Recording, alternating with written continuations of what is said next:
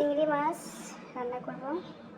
প্রথমে পেঁয়াজ কুচি মরিচ কুচি দিলাম, দিয়ে হালকা বাদামি কালার করে নিয়ে পেঁয়াজ বাটা জিরা বাটা দিয়ে মশলাগুলো ভালোভাবে একটু কষায় নেব।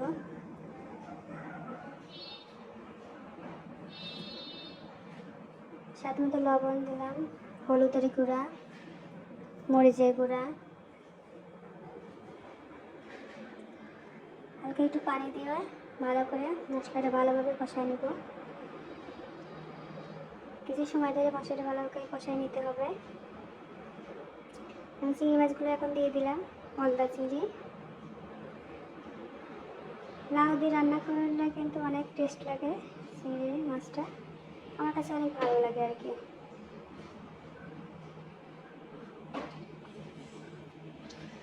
আমার মশলাটা কষানো হয়ে গেছে, এখন আমি লাউটা দিয়ে দিলাম। লাউগুলো দিয়ে বেশ কিছু সময় ধরে কষায় নেব।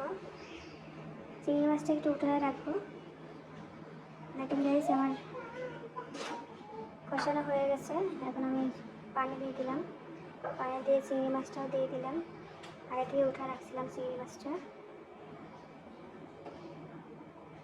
ওকে, আল্লাহ হাফেজ।